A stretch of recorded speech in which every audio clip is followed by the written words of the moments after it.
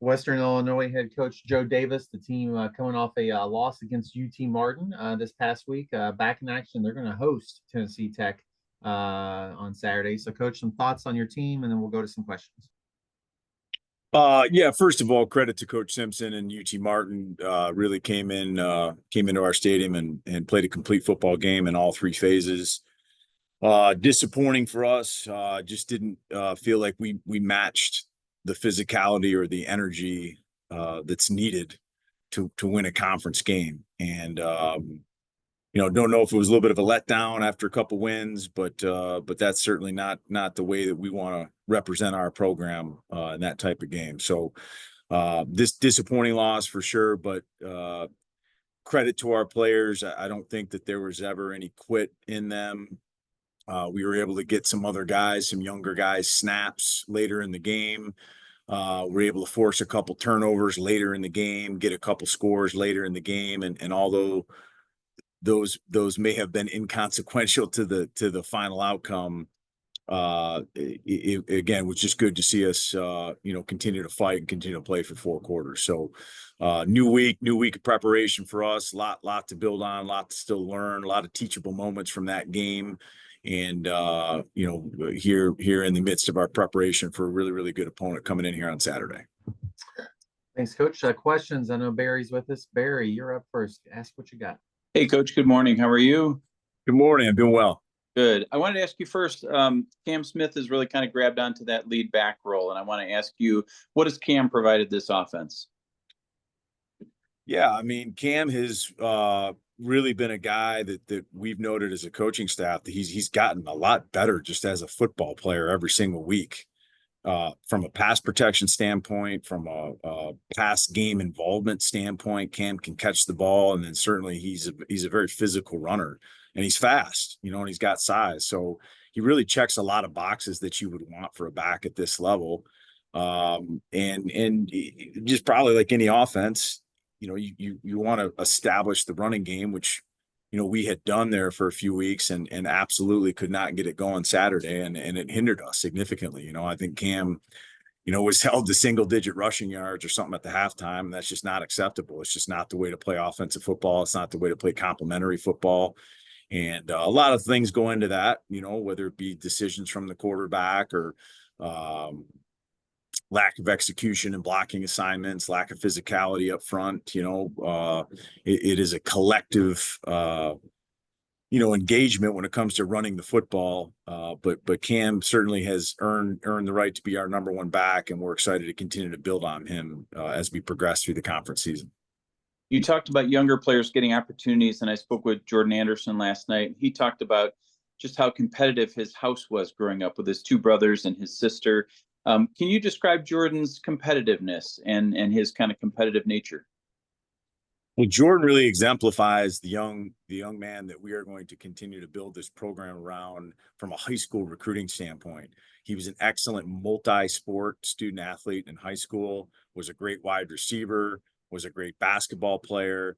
Certainly his sister is a professional basketball player. His mom was an excellent basketball player and track athlete. And so there's a lot of really, really good redeemable qualities when it comes to Jordan.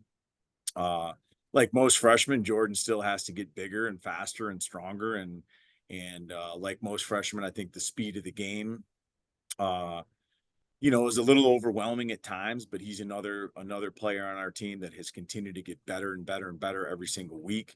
He really has embraced all of the things that we are about as a program.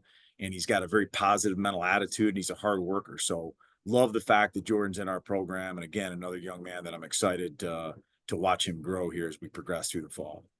He talked about all the responsibilities of playing that whip safety for you and, including making checks and whatnot, making different calls. Can you tell me a little bit about why he's a good fit in that role and what makes him a good fit for that whip safety spot?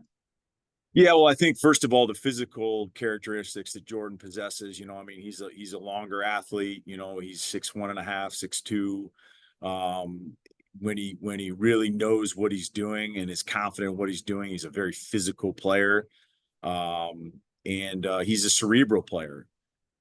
that being said, he's still a freshman, you know, and there's things that our offense presents that times to a freshman safety it's just a little bit fast, you know, maybe a little bit different than what they saw potentially as a high school player, but at his core, he's exactly what you look for in that boundary safety, and you know, you can see him progress every single week. And the thing I love about Jordan the most is that when he makes a mistake, he's not a mistake repeater. He learns very, very quickly and moves on. So again, a guy that we look at as you know, as a centerpiece of a defense as we try to build this thing the right way here moving forward. As you kind of look forward to the second half of the season, if you had a wish list for your defense, you know, a checklist, do you want to see more sacks, more turnovers, more consistent pressure? What would you like to see from your defense? All of those things, you know, certainly. I mean, we have to be able to make an improvement on stopping the run. I mean, that's not rocket science, you know. Statistically, look, we just have really, really struggled to fit runs the correct way, you know, to tackle in space, you know, to disrupt ball carriers at the line of scrimmage and not make their initial reads potentially as quick.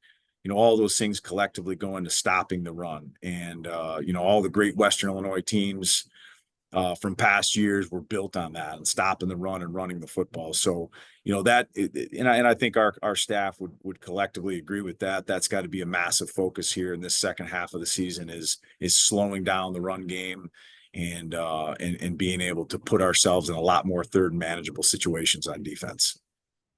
When you watch film, what opens your eyes about Tennessee Tech? Yeah, well coached team. You know, their coaching staff is very, very veteran guys that have been around at a lot of different levels and had success at a lot of different levels of football. And you can see collectively they've come together and are building, you know, foundations of playing football the right way when it comes to fundamentally sound and very situationally aware. You know, they returned a lot of really, really good players on defense from a year ago. I think that was the #1 total defense last year in the OVC when it came to yardage, and you can see a lot of that show up. Really, really good players that play confident within that scheme on defense, and they've been very opportunistic on that side of the ball. You know, a lot of turnovers that have put them in positions to either take leads in games or put games away, win games this season. And like I told our team, it really, irregardless of score, this is a team that is never down. You can see them continue to fight and play hard late into games, regardless of score. So big challenge for us on the offensive side of the ball to deal with their defense. Offensively, I think they've complemented that defense. They really make a concerted effort to run the football. They put a younger quarterback in favorable situations when it comes to decision making. And then they've been able to complement, you know, their special teams with really, really good personnel. So, you know, again, they've won 2 league games for a reason, and we'll certainly have our hands full here on Hanson Field on Saturday afternoon. Last one I had for you, Coach. This is Hall of Fame weekend. Frisman Jackson will go into the Hall of Fame this weekend, who not only played in the NFL, but now coaches in the NFL. Can you just talk a little bit about, you know, seeing someone like Frisman go into the Hall of Fame and what that means for your current guys to see someone like that come back and go to the Hall of Fame? Yeah, very exciting. And, you know, we made it a point this week to make our team aware of who Frisman Jackson is. I think that's probably more my generation that would remember Frisman as a player.